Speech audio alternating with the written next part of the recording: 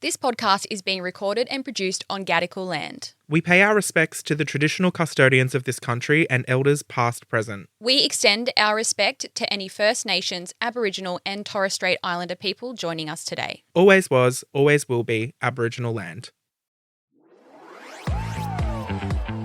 Good morning. Hello, welcome to Hi. Close Friends. ASMR. Actually, Matt, someone complained Oh, what? About? because we're doing a lot of pre-records at the moment, everyone. Because while you're listening to this, Matt's overseas and I might be overseas by this point. I don't know, but we've had to get ahead. Okay, so when we get ahead, we come in and we do like 4 episodes at a time. And because we're here in the Nova Studios, this is also a radio station, so we only get a certain amount of time in here, and when we've got 4 to do, we have to go a little bit quicker. And someone complained in our broadcast. They replied to me and said, I hope Close Friends is longer because the last 2 have been a little bit shorter. It's because we're pre-recording. Oh, yeah, okay. Well, So that's I nice. just wanted to let everyone know that if they do get shorter, it's because we're on a time limit and we have to get out because the afternoon radio people have to come in. And also, just quietly, we fucking hate it. Yeah. So... Like we want to make them longer, but sometimes we can't. We got to get out of here. I could talk for ages on Close Friends, but... We got to do what we got to do sometimes. Anyway, I've got an email that's come through. By the way, in case you didn't know, we have an email address that you can email us on and we read every single one. And if your email is good enough, we'll put it in a pod. Yeah. Only if it's good enough. We actually haven't read this one, though. No, but this we've is our heard first it's time good. reading this. We did get this message from one of our scrollers. We both got a DM from her. Mm-hmm. And she said, I've sent an email and I really want you to read it. And then it ended up in the deleted folder somehow. Yeah. Blame me. Yeah, it's Hannah's fault. Hannah's She's automatically fault. deleted I it. think But she anyway, we've accidentally dug it deleted it. out of the deleted folder in our emails and we've got it here. I'm going to leave her name out of it completely. Is it anonymous? I don't know. I think let's just do that because why not? But Okay. also I wanted to say I don't even remember what this one's about. It's something to do with a wedding? Yeah. Okay, so yeah, I didn't read this one. Neither. I haven't read it either. Okay, great. So we're both having a first So impression we've here. got, hi, Matt and Brittney.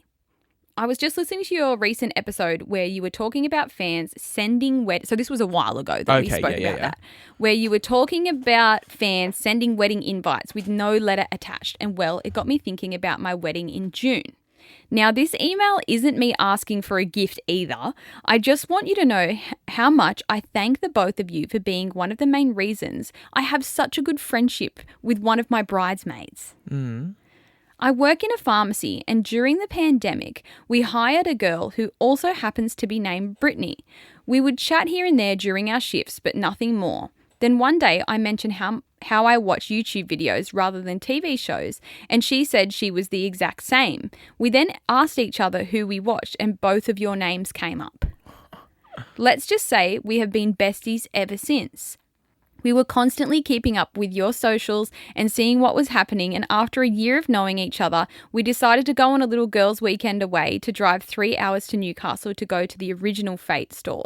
Legit, we didn't make any plans other than to come and see the store in person. All this happened in May 2021. We were stalked. We were stoked walking through the doors to see none other than me working, and she just so happened to take our sales as well.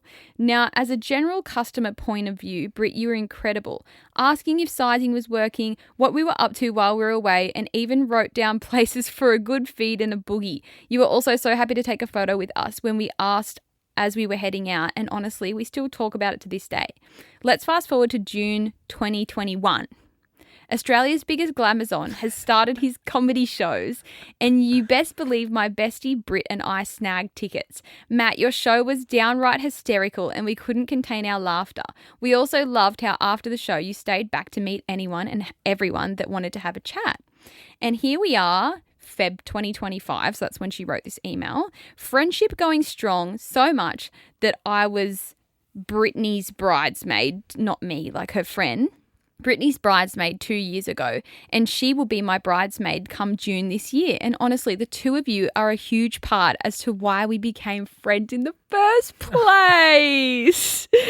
So keep doing what you're doing, because I'm sure we are not the only ones you have affected their lives for the better. I've also attached photos of said meeting to put faces to the names. Oh my goodness. Wait, can I see the photos then? Yeah. I'm so glad I didn't read that. That was really nice. To hear. Yeah. So this show of yours? My eyes aren't that good. I'll come over. So cute. Come over in my microphone. Look at you, Matt. That is so funny. That's at the Comedy Store. So they came to the Encore show. Love. And me with them back in the bloody day with my old Fate store when it was like before all its renovations. Isn't that so nice? That is so nice. That's so nice. Like, it's funny doing like this as a job and having a podcast and then like posting on social media. Like, it's funny because you're so in your own bubble and like you see people watching your videos and you'll upload a video and it gets 300,000 views, but you don't feel like the real life connection because like you're just laying at home in bed replying to the comments. Yeah. But then to actually hear a story of like both of us being part of someone else's friendship and like a talking point for them when they first met, like I think that's really fucking special. Mm-hmm. And cool. And we never think that because we're just like doing our thing, doing our job, posting our videos, doing our podcast. You're doing your live shows. I'm working in my fucking shop. Yeah. But isn't that so cool that we've been part of their friendship? And it's kind of always blows my mind when I hear stories similar to this, or I have moments where I realize that we can be a part of people's lives beyond the internet. Like my mind goes, the only time people think about me is when they watch one of my videos. Like when one of my TikToks come up on their For You page and they're watching my video, like that's when they think about me. And as soon as they swipe away, they stop thinking about me.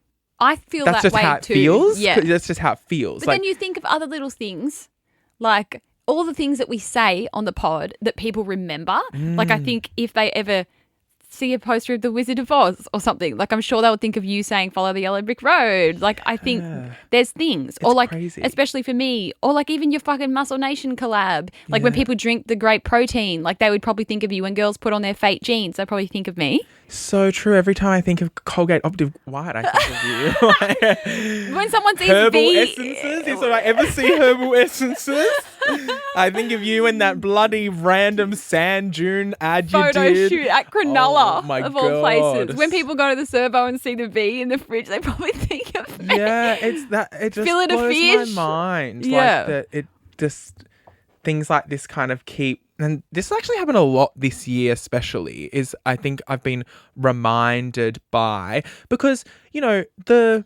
think it had to do probably with the influencer job series that I did. That obviously got millions of views across all the platforms and was really big. Then I went straight into the Kylie Minogue thing, and that was a really big thing because remember I was saying on the pod I did that just for me, but then it kind of became this like whole thing and everyone coming up to us at the concerts and things, and then the news articles coming out and blah blah blah. But even before the Kylie stuff, it was kind of just the influencer series. Because a lot of people will say like, oh my God, like do people always come up to you and say hello? Yeah, people come up and say hello all the time at the shops, but also that hasn't happened in years. That hasn't happened to the extent that it was happening this year again. And it was kind of weird. I feel like since the pandemic. Yeah, everything felt weird after COVID. Yeah, true. Like before the pandemic, I feel like, yes, you'd go to the shops. A lot of people would say hi. I'd go into a shop and just like do my shopping, and the cashier would be like, by the way, I love your videos. Do you know what I mean? Like little interactions like that happened quite often. And then I don't know if I just became irrelevant or whether people didn't really care for that or didn't want to have that interaction after the pandemic. Maybe that shifted. But something has shifted back this year, and a lot more people are coming up and saying hello and asking for a photo and all the rest. And I fucking love it. I love it. It fuels my ego. I'm like, I'm loving this, and I'm always happy to have a chat. Although I think sometimes I shock people with how much I will chat to them. Obviously, sometimes it's a short interaction. But like, if you're given a good conversation, we could talk for 20, 25 minutes. I met this girl and her mum out the front of the newsagent in East Gardens, and we were both buying a Powerball ticket because the Powerball was like $150 million or something. That gets me every and I had time no too. idea how to do the power hit or whatever on the lotto. Yeah. And she was just doing her thing and I was doing my thing on the little bench that's always outside the newsagent where you can fill out the lotto things. Yeah. And she looked up and she was like, oh my gosh, I was literally just listening to High Scrollers. And then she was like, oh, this is my mum. We're coming to your show, blah, blah, blah. And I was like, oh my God, that's so cool. We spoke for like 25 minutes all about the Powerball and how it all worked. And we were helping each other fill out our tickets. And she was like, I can't believe you're just like chatting to me. And I'm like, well, yeah, Joel, because if you win, I'd like a share. Did you say that? Yeah. Yeah. And I was like, and if I win, hit me up in the DMs and I'll give you something because we're buying the ticket together. And anyway, then she came to the show and it was hilarious because I saw her and I went, no, we didn't win the Powerball. I'm still here doing my shows. And every time it's the Powerball, like I know we've spoken about this on the pod already and you've spoken about this on your social media. Like when that one time where you're like, yeah, fuck it, I'm going to buy one. You genuinely get convinced that you're going to win. Mm-hmm. Like you're like, this is mine. This is mine. Absolutely. But so does everyone in Australia. But then when you see the one person win, you're like, that lucky motherfucker. Yeah, I know. Imagine that. Oh, well, the single mother from Western Sydney got it. All right, well, she deserves it. You know, it's always like a little story like that or like, you know, someone who like needs it. Like you never hear about a fucking, well, I guess the billionaires aren't putting lotto on, but you know what I mean? You never hear about someone who wins the lotto and go, oh, they didn't need that. Yeah. It's always someone who, you know, volunteers for the homeless every week or something like that, or it'll go to donations and things. It's always a lovely story. Mm-hmm. There'd be none of that from me, honestly. Sorry. What was the other email you wanted to read out? Yeah, we got another email. Disclaimer, trigger warning, we are talking about poo. Yeah. So is it a metaphobia? Is that what it is? Yeah, get off here if you don't like poo stories. Anyway, we've got an anonymous story. As you all know, we love a good poo story. Or wee story. Well, I think you do. I just sit through it. And the other, last month or something, I was telling the story on here about that one time at school when my teacher, Mrs. Spate, sorry everyone. It's just Mrs. Spock. When she didn't let me go to the toilet and I like had my period leaking everywhere. Anyway, trigger warning.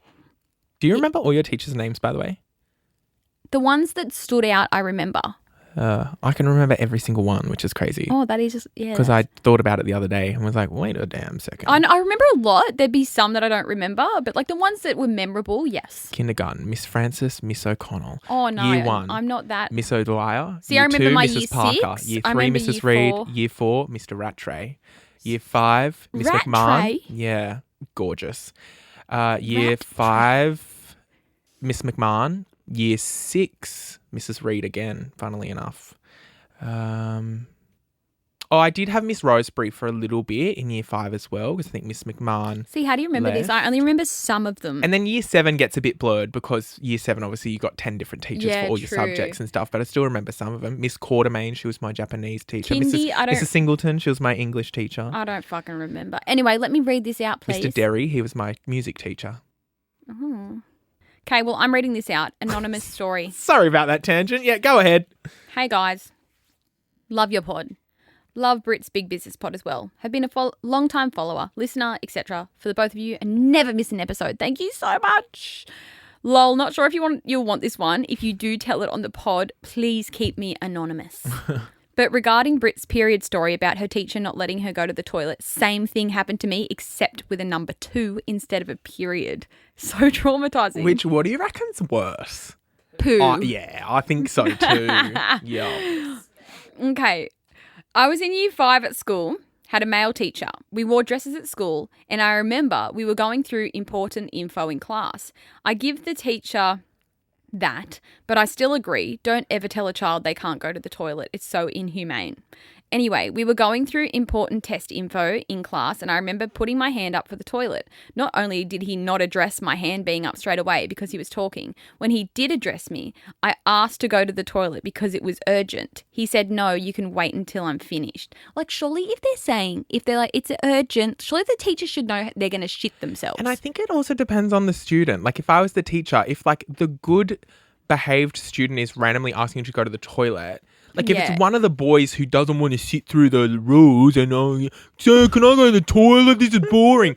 No, you can sit there Yeah. and you can shut But if it's up. someone saying it's urgent, I would be Yeah. fucking having alarm bells going off in my head. I'd be like, yeah, get the fuck out of here. I don't want you to I shit hate that yourself. as children, like we don't have a backbone, because like if the teacher in hindsight told me I couldn't go to the toilet, like at this stage I'd probably take a shit on their desk, you know what I mean? And I wish I had free will when I was a child and I was refused the toilet, because I just would have pissed in my chair. But you know, see, if you piss in your chair because you've held on, that's embarrassing. But I would have said, I'm pissing right now, miss, and it's all your fault. Do you know what I mean? Like, own it and like make a statement. I wish I could relive my childhood again. Anyway. Okay. Anyway, one thing led to another, and I sat at my desk just dying for the toilet for a number 2 and was just frozen because I was too scared to just get up and go when he said he told me I couldn't. Laugh. I shouldn't laugh. So I sat there and followed through. If you know, you know.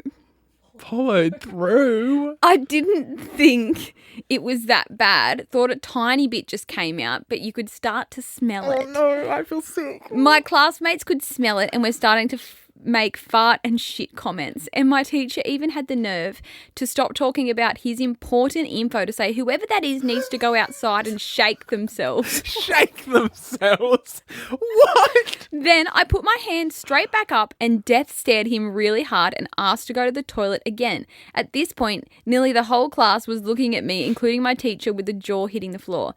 Anyway, he let me go because he finally clicked on. It was on my chair, on my dress, and why can't I see the rest? I can't see the rest for some reason. It's not loading in my emails, but I can remember what she said at the end because I've already read this once before. She ended up going to the sick bay. They gave her a fresh change of clothes. They called her mum or her parents. They came and got her. And then she ended up getting an apology from the teacher and the principal and stuff because they realised what had gone on. So that is redemption. Hannah's got the rest of the email. It wouldn't load I've for put me. it up here. She said, yeah, she went to the bathroom, got spare clothes, all that stuff. Her parents collected her. I didn't go back to school for 2 weeks. My parents blew up at the school and I received an apology call from my classroom teacher. Safe to say I never got told I couldn't go to the toilet again, but the damage was already done at this point. But yeah, so I'd crazy. move fucking schools. Thanks for bringing up that memory. Oh, sorry, you had to relive that. Yeah. But yeah. Ugh, that's horrible. Well, you got redemption in the end, but it's still bad that you had to live through that experience. And I still stand by my statement. Who gives a shit? Yeah, she did give a shit in the end. But if you're a teacher, why can't kids just go to the toilet? Because I understand that they would get asked 100 times every class and that would piss me the fuck off. Like, I'd be like, couldn't you have just gone in recess that you just had? But also people just like, sometimes when you need to go, you just need to go. yeah, I know. Especially if you're going to shit yourself. But also at recess, I didn't need to go. Yeah. But it is, in a teacher's defense, something that I always think about is flights. When you sit down on a flight and as soon as the seatbelt sign is off, boom, 6 people are up and crowded the toilet, ready to go to the toilet. I'm like, did we really need to go? So in that respect, I'd never obviously refuse someone to go to the toilet, but what I'm saying is that happens a lot. Have you not noticed that? Like on a flight, it's like as all of a soon as the sudden they need to seatbelt go. goes It off, could be just because everyone's you like, can well, go, you can go. I remember another time too. Oh, it might have been the time that I was on, like the Thailand story that I told. Trigger warning, vomiting. When I was really sick on that plane coming home from Thailand, you know, when the plane is like taking off and you have to stay seated with your seatbelt. Like, I was so sick that like I couldn't stay seated. So I just took my belt off and ran up the back of the plane. They're like, no, like you can't. And I'm like, I don't care. Like, I just ran in the toilet because I was like, I have to go. So when you gotta go, you gotta go, you know? You gotta go. And you know what? I gotta go. Yeah, I gotta go. I gotta go. I gotta go. All right, we'll see you next Tuesday.